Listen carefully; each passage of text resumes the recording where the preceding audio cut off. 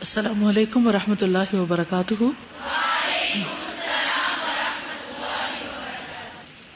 نحمده ونصلی علی رسولہ الکریم، اما بعد فاعوذ باللہ من الشیطان الرجیم، بسم اللہ الرحمن الرحیم، رب اشرح لی صدری ویسر لی امری واحلل عقدۃ من لسانی یفقہوا قولی۔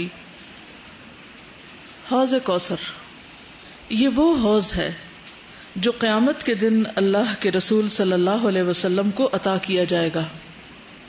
یہ جنت کی عظیم الشان اور خوبصورت نہر ہے۔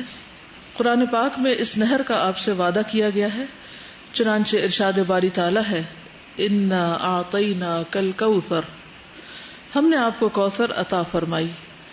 حوض کوثر کے اس بات میں بہت سی صحیح احادیث منقول ہیں۔ اس بات کا مطلب ہے اس کی دلیل میں، یعنی اس کے وجود میں، ثابت کرنے میں، اس کو جو تواتر کی حد تک پہنچی، یعنی اتنے زیادہ راویوں نے ان احادیث کو روایت کیا ہے کہ جن کا کسی جھوٹ پر اکٹھے ہونا ممکن نہ تھا۔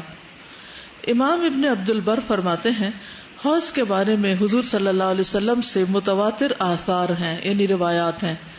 اہل سنت اور اہل حق ان پر ایمان رکھتے ہیں اور ان کی تصدیق کرتے ہیں۔ حضور صلی اللہ علیہ وسلم نے خود نہر کوثر کی تعریف کی ہے۔ آپ نے فرمایا، بینا انا اسیر فی الجنت اذ انا بنہر حافتاہ قباب الدرر المجوف قلت ما هذا یا جبریل قال هذا الکوثر الذی اعطاک ربک فاذا طینہ مسک اظفر، رواہ البخاری۔ میں معراج کی رات جنت کی سیر کر رہا تھا کہ اچانک میں ایک نہر کے پاس تھا جس کے دونوں کناروں میں موتیوں کے گنبد تھے، یعنی نہر کے ساتھ ساتھ چھوٹے چھوٹے گنبد بنے ہوئے تھے جس کی باؤنڈری وال کے طور پر، اور وہ موتیوں کے تھے جو اندر سے خالی تھے۔ مجوف کا معنی ہے یعنی کہ اندر سے خالی، جسے قمقمے ہوتے ہیں۔ میں نے دریافت کیا کہ اے جبریل، یہ کیا ہے؟ اس نے بتایا، یہ حوض کوثر ہے جو آپ کے رب نے آپ کو عطا کی ہے۔ اس کی مٹی کستوری کی تھی جس میں سے خوشبو آ رہی تھی۔ سیدنا عبداللہ بن عمرو بیان کرتے ہیں کہ رسول اللہ صلی اللہ علیہ وسلم نے فرمایا، حوضی مسیرۃ شہر وزوایاہ سواء ماؤها ابیض من اللبن وریحہ اطیب من المسک وکیزانہ کنجوم السماء من یشرب منها فلا یظمأ ابدا، متفق علیہ۔ میرا حوض حجم کے لحاظ سے ایک ماہ کی مسافت کے برابر ہے۔ ایک مہینہ کوئی چلتا رہے تو جتنا فاصلہ طے کرے گا اتنا اس کا سائز ہے، اور اس کے چاروں کنارے برابر ہیں۔ اس کا پانی دودھ سے زیادہ سفید اور اس کی خوشبو کستوری سے زیادہ عمدہ ہے۔ کسی نے کستوری کی خوشبو سونگھی ہوئی ہے؟ اور اس کے آبخورے آسمان کے ستاروں کی طرح، یعنی جس کے کپس ہیں۔ جو شخص ان آبخوروں سے پیے گا کبھی پیاسا نہیں رہے گا۔ حشر کے دن جب بہت گرمی ہوگی اور نبی صلی اللہ علیہ وسلم کو یہ اعزاز بخشا جائے گا کہ وہ اپنے امتیوں کو اس حوض سے پانی پلائیں، تو جو ایک دفعہ پی لے گا پھر اس کو دوبارہ پیاس نہیں لگے گی، اتنا اچھا اس کا پانی ہوگا۔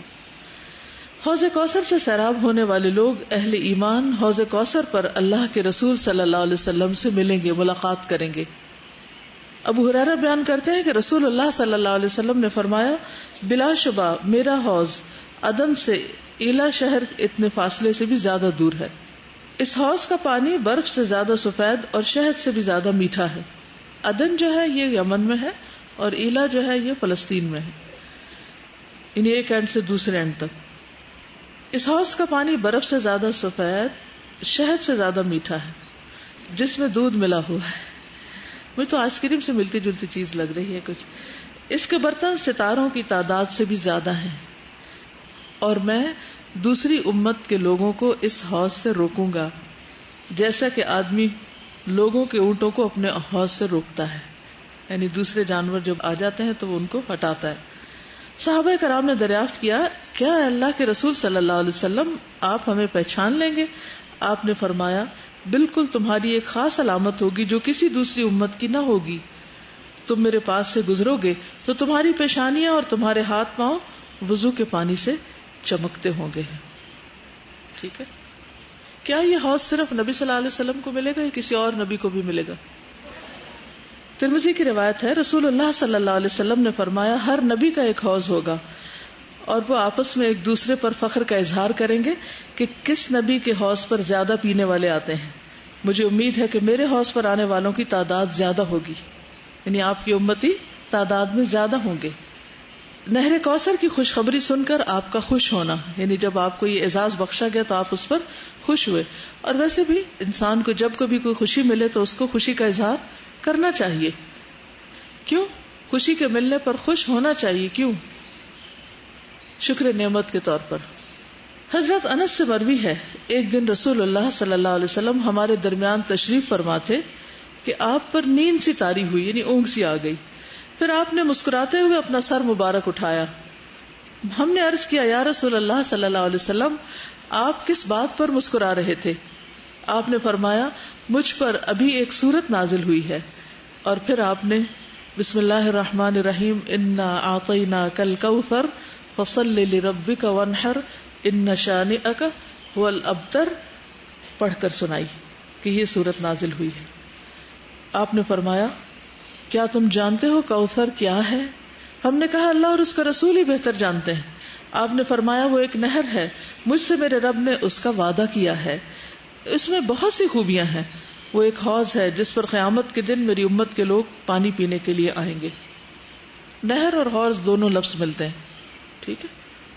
نبی صلی اللہ علیہ وسلم کا حوض آپ کے ممبر پر ہوگا، یعنی یہ کس جگہ پر ہوگی؟ لوکیٹڈ زمین پر ہی ہوگا نا سارا میدان حشر. تو اس میں جہاں آپ کا ممبر ہے مسجد نبوی میں، وہاں یہ ہوگا. رسول اللہ صلی اللہ علیہ وسلم نے فرمایا، میرا ممبر میرے حوض پر ہے.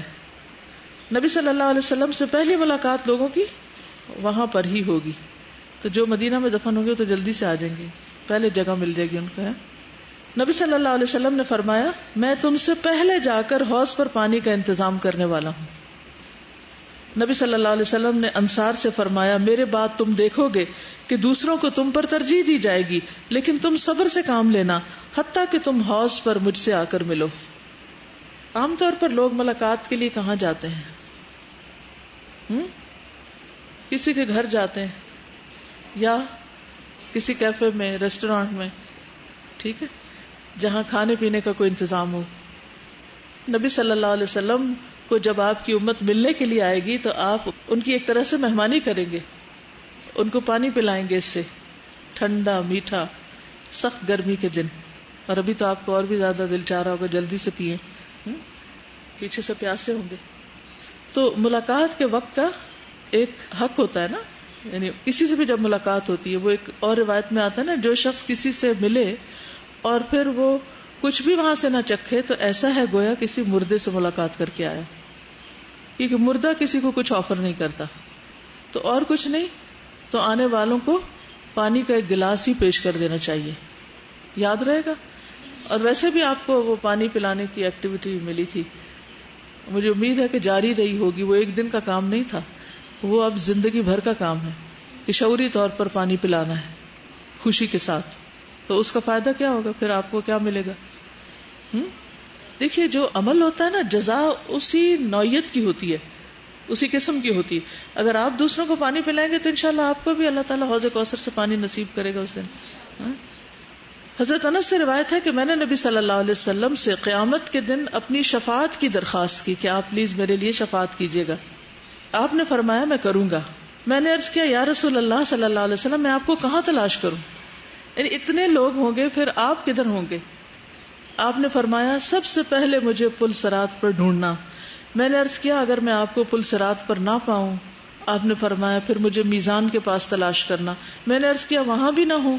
آپ نے فرمایا، پھر حوض کوثر پر دیکھ لینا، کیونکہ میں ان 3 جگہوں کے علاوہ کہیں نہیں جاؤں گا. مسند احمد کی روایت. نبی صلی اللہ علیہ وسلم کا حوض میں آنے والے نالے سے پانی پینا، یعنی جو حوض میں آ کے گرے گا. فرمایا، میں امید رکھتا ہوں اللہ تعالیٰ مجھے نالے کے پانی پر وارد فرمائے گا اور میں اس سے پیوں گا. لوگ حوض سے پیئیں گے اور آپ اس سے پیئیں گے اور وہ پانی حوض میں آ رہا ہوگا. تو ایک طرح سے آپ کے پینے کا اثر بھی اس میں شامل ہوگا. حوض کوثر کی وسعت. نبی صلی اللہ علیہ وسلم نے فرمایا، میرے حوض کے دونوں کناروں کا درمیانی فاصلہ اتنا ہے جیسے مدینہ اور صنعاء. صنعاء کہاں ہے؟ یمن میں. نبی صلی اللہ علیہ وسلم نے فرمایا تمہارے آگے ایسا حوض ہے جو جربا اور ادرح کے درمیانی فاصلے جتنا بڑا ہے. اب ان دو لوکیشنز کا نہیں پتا چلا لیکن اسی قسم کی ہوں گی، جیسے عدن اور ایلا کی بات ہوئی یا صنع اور مدینہ کی بات ہوئی. ایک اور روایت میں ہے عبید اللہ نے نافع سے مقام جربا اور ازرہ کے بارے میں پوچھا تو انہوں نے کہا شام میں 2 بستیاں، لیکن اب پتہ نہیں ہیں یا نہیں، اللہ عالم. اور ان دونوں بستیوں کے درمیان 3 رات کی مسافت کا فاصلہ ہے. 3 رات اگر کوئی سفر کرے پیدل چل کے مثلا تو جتنا فاصلہ طے کرے گا اتنا بڑا ہے یہ. پھر یہ ہے کہ یہ خوبصورت بھی ہوگا. دنیا میں تو اگر آپ کسی حوض پر جائیں تو عموماً کس قسم کے حوض ہوتے ہیں؟ کبھی گئے ہیں؟ کبھی حوض دیکھا ہے؟ کہاں دیکھا ہے؟ وزیر خان ماسک کے وضو والے ایریے کے پاس ہے. بچپن میں ہم جس مسجد میں پڑھتے تھے اس میں بھی حوض تھا اور اس میں مچھلیاں بھی ہوتی تھی، تو بچے بہت شوق سے پھر جاتے تھے مسجد. انٹر ہوتے ہی وہاں حوض اور مچھلیاں اور ایک بہت خوبصورت پھولوں کی بیل. عموماً یہ ہوتا ہے کہ جیسے دینی ادارے یا دینی جگہ ہوتی ہے تو وہاں اس کی بیوٹیفیکیشن کا اتنا خیال نہیں رکھا جاتا، لیکن قدیم زمانے میں اس پر بھی کافی توجہ کی گئی. فیصل مسجد میں بھی ایک حوض ہے، فاؤنٹین ہے. فاؤنٹین کے علاوہ بھی ایک ہے، مجھے یاد پڑتا پچھلی طرف پہاڑ کی سائڈ پر. اور ویسے حوض کا پتہ ہے کہ وہ ہوتا کیا ہے؟ نہیں پتا. پونڈ ایک سوئمنگ پول ہوتا ہے نا، اس سے ملتا جلتا ہی ہوتا ہے لیکن ذرا ڈفرنٹ ہوتا ہے. تو ذرا اپنے کاموں میں لکھ لیجئے کہ کسی حوض کا وزٹ کرنا ہے، کہیں بھی پوچھیں کہاں ہے آس پاس. عموماً یہ ہوتا ہے کہ حوض میں چونکہ پانی کھڑا رہتا ہے تو بعض اوقات اس میں کائی لگ جاتی ہے، خوبصورتی کا اہتمام نہیں ہوتا، اسمیل آنے لگتی ہے، پانی جمع رہتا ہے تو. لیکن نبی صلی اللہ علیہ وسلم کا حوض ایسا نہیں ہوگا. نبی صلی اللہ علیہ وسلم نے فرمایا مجھے کوثر عطا کی گئی، وہ ایک نہر ہے جو سطح زمین کے اوپر بہتی ہے، یعنی ڈیپ نہیں ہے. میں نے اپنا ہاتھ اس کی مٹی میں ڈالا تو دیکھا وہ خالص کستوری کی تھی، اس کی کنکریاں موتی تھے، اس کے دونوں کنارے موتیوں کے برجوں کے بنے ہوئے تھے جن کے آر پار نظر نہیں جاتی، یعنی چھوٹے چھوٹے کمکمے سے جیسے بجلی کے وہ نہیں لٹک رہے ہوتے بعض اوقات. فرمایا میرے حوض میں 2 پرنالے ہیں جو جنت سے پھوٹتے ہیں، ایک چاندی کا ہے ایک سونے کا ہے. فرمایا اس حوض میں 2 پرنالے اوپر سے گر رہے ہوں گے جو اس کو جنت سے پانی پہنچاتے ہوں گے. نبی صلی اللہ علیہ وسلم نے فرمایا حوض کوثر پر سونے چاندی کے آب پورے ہوں گے، یعنی جو کپس ہوں گے. کتنا اعزاز ہے وہاں پہنچنے والوں کا. یہ بھی تو ہو سکتا تھا نا کہ کچھ بھی پانی مل جائے، کہیں سے بھی مل جائے. ابو ذر رضی اللہ عنہ کہتے ہیں کہ میں نے عرض کیا یا رسول اللہ صلی اللہ علیہ وسلم حوض کے برتن کس طرح کے ہوں گے؟ آپ نے فرمایا اس ذات کی قسم جس کے ہاتھ میں میری جان ہے، اس کے برتن آسمان کے ستاروں سے بھی زیادہ ہوں گے، اور ستارے بھی ایسی اندھیری رات کے جس میں بادل بالکل نہ ہوں. پھر وہ برتن جنت کے برتنوں میں سے ہیں، وہاں سے لا کے رکھے ہوئے ہوں گے. حوض کی خوبصورتی پر صحابہ کا تکبیر کہنا. ایک دیہاتی رسول اللہ صلی اللہ علیہ وسلم کے سامنے کھڑا ہو کر کہنے لگا آپ کا وہ حوض جس کے متعلق آپ بیان کرتے ہیں وہ کیا ہے؟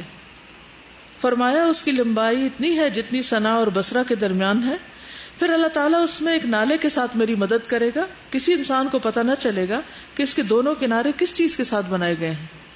یعنی اتنے نرالے اور انوکھے ہوں گے، دنیا میں کسی فن تعمیر میں ایسی کوئی چیز نہیں ہے. تو عمر رضی اللہ عنہ نے یہ سن کر اللہ اکبر کہا.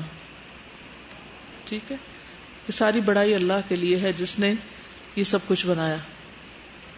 کستوری مسک، شابش، اچھا کیا. جو بات سمجھ نہ آئے سوال کیا کیجیے، کیونکہ مجھے یہ نہیں معلوم ہوتا کہ کون سی چیزیں آپ کے لیے بالکل نہیں. مسک. حوض کوثر کے پانی کی خوبیاں. آپ صلی اللہ علیہ وسلم سے حوض کوثر کے بارے میں پوچھا گیا تو آپ نے فرمایا اس کا پانی دودھ سے زیادہ سفید ہے اور برف سے زیادہ ٹھنڈا، شہد سے زیادہ میٹھا، مشک سے زیادہ خوشبودار. یعنی خوشبو بھی ہوگی، ذائقہ بھی ہوگا، رنگ بھی ہوگا اور برتن بھی اچھا ہوگا، اور جس جگہ سے وہ آ رہا ہوگا وہ بھی خوبصورت ہوگا. جو ایک گھونٹ پی لے گا وہ کبھی پیاسا نہ ہوگا، اور اس کے چہرے کا رنگ کبھی سیاہ نہ ہوگا جس کو وہ مل جائے گا، یعنی پی کر اس کا چہرہ چمک جائے گا. پھر وہاں پرندے بھی ہوں گے. انس بن مالک کہتے ہیں کہ رسول اللہ صلی اللہ علیہ وسلم سے سوال کیا گیا حوض کوثر کیا ہے؟ آپ نے فرمایا جنت میں ایک نہر ہے جو اللہ تعالیٰ نے مجھے عطا کی، اس میں ایسے پرندے ہیں جن کی گردنیں اونٹنیوں کی گردنوں کی طرح ہیں. جہاں پانی ہوتا ہے وہاں پرندے ہوتے ہیں نا، ہاں؟ تو وہاں پرندے بھی ہوں گے. حضرت عمر نے کہا وہ تو بڑے موٹے تازے پرندے ہوں گے. آپ نے فرمایا ان کو کھانا اس سے بھی زیادہ خوشگوار ہوگا. تو اس سے پتہ چلتا ہے ہو سکتا ہے کہ یہ حشر کے دن لوگوں کو پانی کے علاوہ کچھ کھانے کو بھی ملے، اور اس پر کثیر تعداد میں لوگ آئیں گے. زید بن ارقم سے روایت ہے کہ ہم لوگ رسول اللہ صلی اللہ علیہ وسلم کے ساتھ ایک سفر میں تھے، بس ہم نے ایک جگہ پڑاؤ ڈالا. آپ نے فرمایا تم ان لوگوں کا 1,00,000واں حصہ بھی نہیں جو میرے پاس حوض کوثر پہ آئیں گے. یعنی لشکر جا رہا تو آپ نے فرمایا تم اس کا 1,00,000واں حصہ بھی نہیں، یعنی بہت تھوڑے ہو. امرہ بن مرہ کہتے ہیں میں نے زید سے کہا آپ لوگ اس دن کتنے تھے؟ انہوں نے کہا 700 یا 800. پھر وہ لوگ پسندیدہ ہوں گے. خولہ بنت حکیم سے مروی ہے کہ ایک مرتبہ میں نے کہا یا رسول اللہ صلی اللہ علیہ وسلم کیا آپ کا حوض ہوگا؟ انا لک حوضا، آپ نے فرمایا ہاں. قال نعم. اور اس حوض پر میرے پاس آنے والوں میں سب سے پسندیدہ لوگ تمہاری قوم کے لوگ ہوں گے، یعنی مہاجرین. پھر فقراء مہاجرین. نبی صلی اللہ علیہ وسلم نے فرمایا حوض کوثر پر آنے والوں میں اکثریت فقراء مہاجرین کی ہوگی جو پراگندہ بالوں والے، میلے کپڑوں والے ہیں. وہ آسودہ حال عورتوں سے شادی نہیں کرتے، بند دروازے ان کے لیے نہیں کھولے جاتے، وہ اپنی ذمہ داریاں ادا کرتے ہیں لیکن ان کے حقوق پورے نہیں کیے جاتے، لیکن اس کے باوجود وہ صبر کرتے ہیں. اگر ہمیں دنیا میں کسی جگہ کسی وجہ سے کوئی تکلیف پیش آ جائے تو ہمارا رویہ کیا ہوتا ہے؟ ان لوگوں پہ یہ ساری پریشانیاں کیوں آئی ہوئی تھی؟ ان کے کاروبار چلے گئے، ان کے رشتہ دار چلے گئے، ان کے گھر بار چلے گئے، تو یہ سب کچھ کیوں ہوا تھا ان کے ساتھ؟ کیا وہ شروع سے ہی ایسے تھے؟ کچھ تو شروع سے بھی تھے، کیونکہ مکہ میں جو لوگ ابتدا میں مسلمان ہوئے وہ معاشی طور پر بہت اسٹرانگ نہیں تھے، لیکن سب ایسے نہیں تھے، کچھ اسٹرانگ بھی تھے. لیکن ان کا یہ حال کیوں ہوا؟ جی ہاں، دین کے راستے میں ان کی قربانیاں اتنی تھی کہ دنیا بنانے کے لیے وقت ہی نہیں تھا، اور نہ انہوں نے اس پر توجہ کی، وہ اپنے مقصد پر ہی لگے رہے. تو نتیجہ کیا ہوا کہ دنیا میں بہرحال انہیں کوئی سٹیٹس اس طرح نہیں ملا، لیکن یہ نہیں ہوگا کہ اللہ تعالیٰ قیامت کے دن انہیں محروم کر دے. تو کبھی کسی کا ظاہری حال دیکھ کر یہ نہیں سوچنا چاہیے کہ یہ دنیا میں اس حال میں ہے تو آگے بھی اس کا نعوذ باللہ یہی ہوگا حال. کوئی نہیں جانتا کہ کس کا ایمان کتنا ہے اور کس کے ساتھ اللہ تعالیٰ کیسا معاملہ کرنے والا ہے. لیکن شرط ہے صبر اور شکر، کیونکہ بہت سے لوگ جب ان پہ کوئی تکلیف آتی ہے تو اس کا رونا بہت روتے ہیں، ہر بات بے بات پر اس کا ذکر کرتے ہیں. پھر ان کی ایسی عادت بن جاتی ہے ناشکری کی کہ اگر ان کو کچھ ملے بھی تب بھی وہ شکر نہیں کرتے، پھر بھی ناشکری میں رہتے ہیں. اللہ کی راہ کے مجاہد اور شہید. نبی صلی اللہ علیہ وسلم نے فرمایا حوض پر ان فقراء اور مہاجرین کی بھیڑ ہوگی جو اللہ کے راستے میں جہاد کرتے ہیں اور اللہ کے راستے میں شہید ہو جاتے ہیں. رسول اللہ صلی اللہ علیہ وسلم نے فرمایا میں تم میں وہ چیزیں چھوڑ کر جا رہا ہوں، اگر تم اسے تھامے رکھو گے تو کبھی گمراہ نہ ہوگے. ان میں سے ایک دوسری سے بہت بڑی ہے، اور جو بڑی ہے وہ اللہ کی کتاب ہے. گویا کہ آسمان سے زمین تک ایک رسی لٹک رہی ہے. اور دوسری میرے اہل بیت، یہ دونوں حوض کوثر پر پہنچنے تک کبھی جدا نہ ہوں گے، بس دیکھو کہ تم میرے بعد ان سے کیا سلوک کرتے ہو. ٹھیک ہے، تو یہاں اس حدیث میں بھی اللہ کی کتاب کو کیا قرار دیا گیا؟ اللہ کی رسی. اور ہمیں کیا حکم ہے قرآن مجید میں کہ اس رسی کے ساتھ کیا کریں؟ مضبوط پکڑیں اس کو. نبی صلی اللہ علیہ وسلم نے فرمایا قیامت کے دن میں اپنے حوض کے پچھلے حصے میں ہوں گا اور اہل یمن کے لیے لوگوں کو ہٹا رہا ہوں گا اور انہیں اپنی لاٹھی سے ہٹاؤں گا تاکہ پانی یمن والوں کے لیے بہہ کر آئے. امام نووی کہتے ہیں یہ عزت اہل یمن کے لیے ہے تاکہ پینے میں ان کو مقدم کیا جائے کیونکہ انہوں نے جلدی اسلام قبول کیا. فالسابقون السابقون، جو دنیا میں نیکی کے کاموں میں جلدی کرتے ہیں آگے بڑھ جاتے ہیں، وہ آخرت میں بھی حساب کتاب، جنت، حوض کوثر، ہر چیز پر آگے آگے ہوں گے. آگے جانے والے ہی آگے جانے والے ہیں. اور انصار کے لوگ یمن میں سے ہیں اوریجنلی. نبی صلی اللہ علیہ وسلم دوسرے لوگوں کو ہٹائیں گے تاکہ یہ پی سکیں.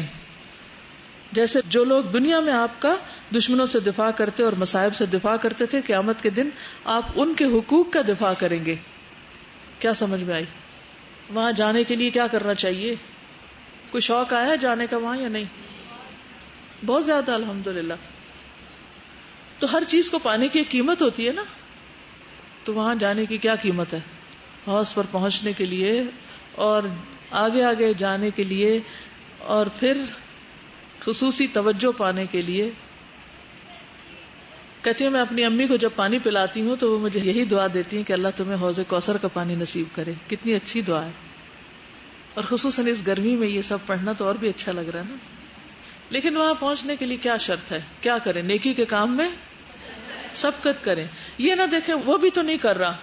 ہمارا عموماً ایٹیٹیوڈ کیا ہوتا ہے جب کوئی کام کرنا ہوتا ہے تو ہم کہتے ہیں وہ نہیں کر رہا تو میں کیوں کروں, وہ نہیں کر رہا تو میں بھی نہ کروں تو خیر ہے.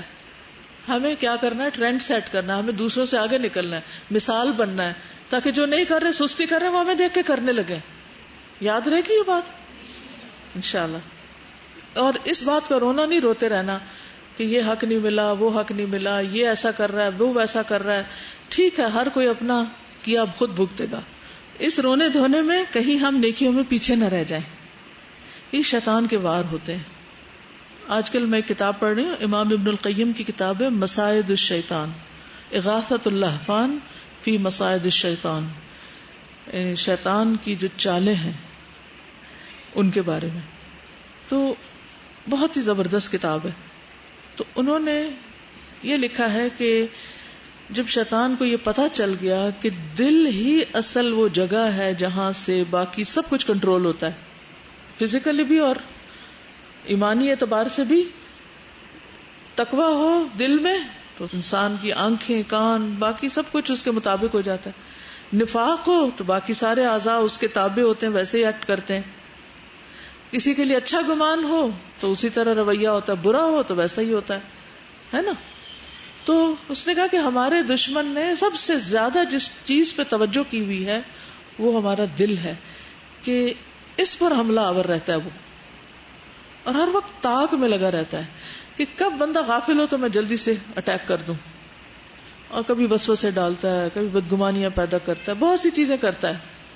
لیکن اس کی چالیں بڑی ہی خطرناک اور اتنی چھپی ہوئی ہیں کہ بعضوں کو سمجھ بھی نہیں آتی.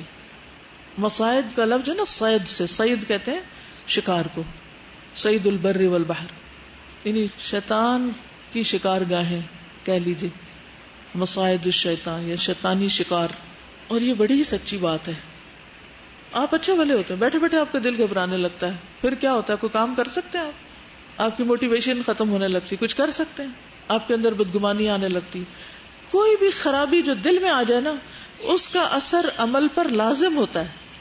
تو اس لیے ہم سب کو بھی پھر سب سے زیادہ کس چیز پہ نظر رکھنے کی ضرورت ہے کہ ہر دم جائزہ لیتے رہیں کہ یہاں کیا ہو رہا ہے, اس کمرے میں کیا ہو رہا ہے, کنٹرول روم میں کیا ہو رہا ہے. آپ کو پتا کہ کنٹرول روم کا جو وہ ہوتا ہے نا حفاظت اور سیکیورٹی, وہ سب سے زیادہ ہوتی ہے. کیوں؟ کہ اگر دشمن اسی پہ اٹیک کرتا ہے کہ کنٹرول روم کو اٹیک کر کے ختم کرو تو باقی سب کچھ ہاتھ میں آ جائے گا. اب کچھ لوگ ایسے ہیں جو حوض کوثر کو نہیں مانتے, تو جو تکذیب کرے اس کا کیا انجام ہے؟ عبداللہ بن بریدہ اسلمی کہتے ہیں کہ عبید اللہ بن زیاد کو حوض کوثر کے ثبوت میں شک تھا. اس نے ابو برزہ اسلمی کو بلا کر بھیجا رضی اللہ عنہ, صحابی کو. وہ آئے تو عبید اللہ کے ہم نشینوں نے ان سے کہا کہ امیر نے آپ کو اس لیے بلایا ہے کہ آپ سے حوض کوثر کے بارے میں دریافت کرے. کیا آپ نے اس حوالے سے رسول اللہ صلی اللہ علیہ وسلم سے کچھ سنا ہے؟ انہوں نے فرمایا, ہاں, میں نے رسول اللہ صلی اللہ علیہ وسلم کو اس کا تذکرہ کرتے ہوئے سنا ہے. اب جو اس کی تکذیب کرتا ہے اللہ اسے اس حوض سے سیراب نہ کرے. یعنی جو اس کو نہیں مانتا وہ وہاں نہیں پہنچے گا. آپ کے بعد دین سے پھر جانے والے لوگ, نبی صلی اللہ علیہ وسلم نے فرمایا, میں حوض پر کھڑا ہوں گا, ایک جماعت میرے سامنے آئے گی, جب میں انہیں پہچان لوں گا تو ایک شخص میرے اور ان کے درمیان سے نکلے گا, یعنی فرشتہ آئے گا, ان سے کہے گا کہ ادھر آؤ. میں کہوں گا کہ کدھر؟ وہ کہے گا واللہ جہنم کی طرف. میں کہوں گا کہ ان کے کیا حالات ہیں؟ وہ کہے گا کہ یہ لوگ آپ کے بعد الٹے پاؤں دین سے واپس لوٹ گئے, یعنی مرتد ہو گئے. پھر ایک اور گروہ میرے سامنے آئے گا, میں انہیں بھی پہچان لوں گا, پھر ایک فرشتہ میرے اور ان کے درمیان میں سے نکلے گا. شخص کا لفظ آتا ہے لیکن ظاہر ہے کہ فرشتہ ہی. اور ان سے کہے گا کہ ادھر آؤ. میں پوچھوں گا کہاں؟ تو کہے گا اللہ کی قسم جہنم کی طرف. میں کہوں گا کہ ان کے کیا حالات ہیں؟ فرشتہ کہے گا یہ لوگ آپ کے بعد الٹے پاؤں واپس لوٹ گئے، تو میں نہیں خیال کرتا کہ ان میں سے کچھ بچ نکلیں گے، مگر اتنے کہ جتنے ریوڑ سے بھٹکے ہوئے اونٹ ہوتے ہیں، یعنی ان کا بچنا مشکل ہوگا، وہ جہنم کا شکار ہو جائیں گے. پھر اسی طرح ایک اور گروہ ام سلمہ سے مروی ہے کہ انہوں نے نبی صلی اللہ علیہ وسلم کو ممبر پر یہ فرماتے ہوئے سنا، اے لوگو. اس وقت وہ کنگھی کر رہی تھی. کون؟ کس کی بات ہو رہی؟ ام سلمہ. وہ کون تھی؟ حضور صلی اللہ علیہ وسلم کی اہلیہ. ان کے بیٹے کا نام کیا تھا؟ ان کو کس نے پالا تھا جب ان کے والد فوت ہو گئے؟ حضور صلی اللہ علیہ وسلم نے ان کی تربیت کی تھی. اچھا، کیونکہ ام سلمہ کے ساتھ ان کے گھر آئے تھے تو وہ کنگھی کر گئی تھی. انہوں نے کنگھی کرنے والی سے کہا میرے سر کے بال لپیٹ دو. اس نے کہا میں آپ پر قربان، نبی صلی اللہ علیہ وسلم تو لوگوں سے خطاب کر رہے ہیں. تو ام سلمہ کہتی ہیں افسوس تم پر، کیا ہم لوگوں میں شامل نہیں؟ اس نے ان کے بال سمیٹے اور وہ اپنے حجرے میں جا کر کھڑی ہو گئی، یعنی سننے لگی مسجد کی طرف. انہوں نے نبی صلی اللہ علیہ وسلم کو فرماتے ہوئے سنا، اے لوگو، جس وقت میں حوض پر تمہارا منتظر ہوں گا اور تمہیں گروہ در گروہ لایا جائے گا اور راستے تمہارے متفرق کر دیے جائیں گے، یعنی تم ادھر ادھر ہو جاؤ گے، تو میں تمہیں آواز دے کر کہوں گا کہ راستے کی طرف آ جاؤ، ادھر ادھر نہیں جاؤ، ادھر آؤ. تو میرے پیچھے سے ایک منادی پکار کر کہے گا انہوں نے آپ کے بعد دین کو تبدیل کر دیا تھا. میں کہوں گا یہ لوگ دور ہو جائیں، دور ہو جائیں، یعنی انہوں نے بدعتوں کو رواج دیا تھا، یہ مطلب ہے. تو اس وقت انسان کیا تمنا کرے گا؟ اس وقت انسان اپنے ہاتھ کاٹے گا. یوم یعض الظالم علی یدیہ یقول یا لیتنی اتخذت مع الرسول سبیلا. بعض لوگوں کو جب سنت کی بات کی جاتی ہے تو وہ اوفینڈ بھی ہو جاتے ہیں. وہ کہتے ہیں ہر بات میں آپ سنت کا ذکر کرتے ہیں. اچھا، تو سنت کی پیروی کا کوئی نقصان نہیں، لیکن سنت کو چھوڑ کر دوسروں کی پیروی کا بہرحال نقصان ہے. کیا؟ انسان اسی کے ساتھ اٹھے گا، اسی کے پیچھے جائے گا جس کو وہ دنیا میں فالو کر رہا ہوگا. ٹھیک ہے نا؟ تو ہر معاملے میں ہمارا پھر معیار کیا ہونا چاہیے کوئی بھی کام کرتے وقت، کہ یہ کام نبی صلی اللہ علیہ وسلم نے کس طرح کیا. مثلا اب رمضان آ رہا ہے، اگر روزے رکھنے ہیں تو سحر افطار کس وقت تھی، تراویح کیسے پڑھی، قیام اللیل کیسے کیا، آپ کے قرآن پڑھنے کا طریقہ کیا تھا، دعائیں کیسے مانگتے تھے، ہر چیز میں. تو یہ ایک سیف سائڈ ہے کہ آپ اس مینول کو فالو کریں تو آپ امن میں رہیں گے.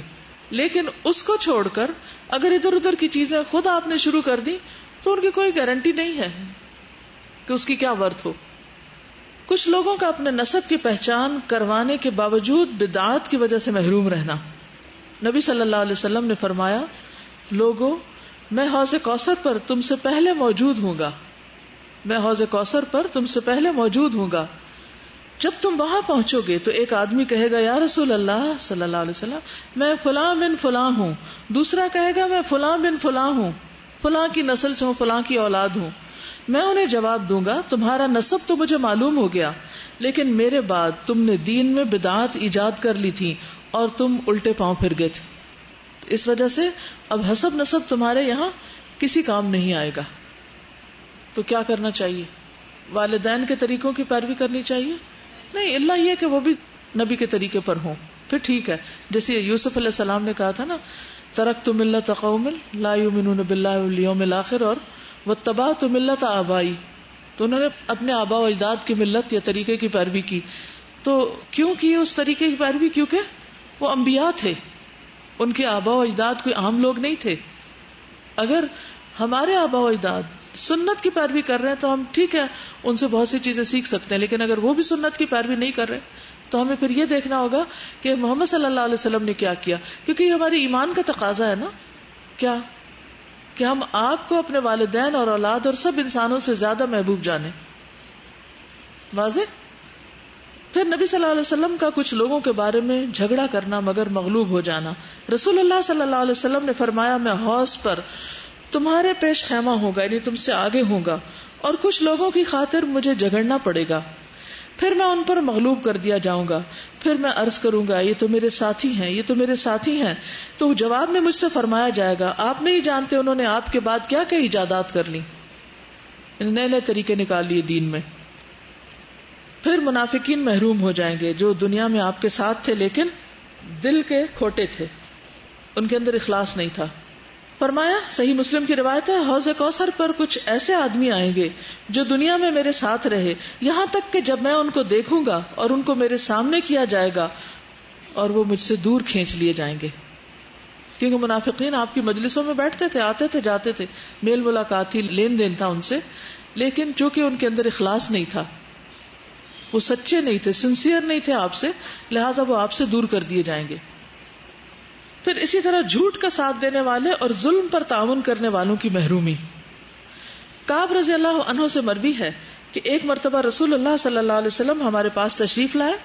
ہم 9 آدمی تھے اور ہمارے درمیان چمڑے کا ایک تکیہ پڑا ہوا تھا. آپ نے فرمایا میرے بعد کچھ ایسے امراء بھی آئیں گے جو جھوٹ سے کام لیں گے اور ظلم کریں گے، سو جو آدمی ان کے پاس جا کر ان کے جھوٹ کو سچ قرار دے گا اور ظلم پر ان کی مدد کرے گا اس کا مجھ سے اور میرا اس سے کوئی تعلق نہیں، اور وہ میرے پاس حوض کوثر پر بھی نہیں آئیں گے.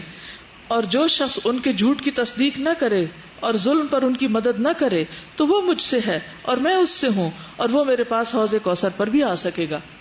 تو کبھی بھی ظلم پر کسی کا ساتھ نہیں دینا چاہیے، بلکہ ظالم اور مظلوم دونوں کی مدد کر کے انہیں ظلم سے روکنا چاہیے.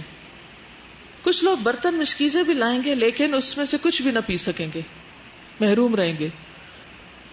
جابر سے مروی ہے رضی اللہ عنہ کہ انہوں نے نبی صلی اللہ علیہ وسلم کو یہ فرماتے ہوئے سنا کہ میں تم سے پہلے وہاں موجود ہوں گا، یعنی حوض پر. اگر تم مجھے نہ دیکھ سکو تو میں حوض کوثر پر ہوں گا کہ ایلا سے مکہ مکرمہ تک کی درمیانی مسافت کا حوض ہوگا، اور ان قریب کئی مرد اور عورت مشکیزیں اور برتن لے کر آئیں گے لیکن اس میں سے کچھ بھی نہ پی سکیں گے، اس میں سے کچھ بھی نہ پی سکیں گے. تو اس سے کیا پتا چلا، کیا سیکھا آپ نے؟ پہلے دیکھا تھا نا کہ کیا کیا کرنا ہے، اگر حوض کوثر پہ جانا ہے تو کیا کرنا چاہیے، اور پھر یہ کہ کیا نہیں کرنا چاہیے کہ وہاں جا کر بھی محرومی نہ ہو، وہاں جا کر بھی کہیں کچھ پا نہ سکیں. منافقت سے بچنا ہے اور ظالم کی مدد نہ کرے، جھوٹ کا ساتھ نہیں دینا. اگر ہمارے آباء و اجداد سنت کے مطابق کام نہیں کرتے تو ان کی پیروی نہیں کرنی. حوض کوثر سے محروم لوگ. سہل بیان کرتے ہیں کہ رسول اللہ صلی اللہ علیہ وسلم نے فرمایا بے شک میں حوض کوثر پر تم سے پہلے موجود ہوں گا، جو شخص میرے پاس سے گزرے گا وہ اس سے پہلے پیے گا اور جو شخص بھی اس سے پیے گا وہ کبھی پیاسا نہ رہے گا. مجھ پر کچھ لوگ پیش ہوں گے جنہیں میں پہچانتا ہوں اور وہ مجھے پہچانتے ہیں. بعد ازاں میرے اور ان کے درمیان کوئی شے حائل کر دی جائے گی، میں کہوں گا یہ تو میرے امتی ہیں، چنانچہ کہا جائے گا کہ آپ نہیں جانتے انہوں نے آپ کے بعد کیا کیا بدعتیں ایجاد کی. آپ نے فرمایا میں کہوں گا کہ وہ لوگ دور ہو جائیں، دور ہو جائیں جنہوں نے میرے بعد دین میں تبدیلی کی. اچھا یہ بتائیے کہ دین میں تبدیلی کیوں نہیں کرنی چاہیے؟ اگرچہ ہم بدعت کا پورا ٹاپک پڑھ چکے ہیں لیکن تبدیلی کیوں نہیں کرنی چاہیے؟ دین مکمل ہو چکا ہے، نبی صلی اللہ علیہ وسلم نے کوئی چیز چھپائی نہیں ہے، پورے کا پورا ہمیں پہنچا دیا ہے. تو اب ان کا طریقہ چھوڑ کے اپنا طریقہ ایجاد کر لینا یہ بہت زیادتی کی بات ہے. ٹھیک ہے نا، خود سے کچھ نہیں کر سکتے، ہمیں اختیار ہی نہیں. اللہ اور رسول پر ایمان کے خلاف ہے، ہمیں اس کا حق ہی نہیں دیا گیا. ٹھیک ہے، پچھلی قومیں اسی وجہ سے تباہ ہوئی اور ان پر اللہ کی ناراضگی ہوئی کہ انہوں نے اپنی کتابوں تک کو تبدیل کر دیا تھا. ٹھیک ہے نا، ہماری کتاب تو تبدیل ہو ہی نہیں سکتی، لیکن لوگ کہاں کوشش کرتے ہیں تبدیلی کی؟ سنت میں، تو اس کی بھی اجازت نہیں ہے.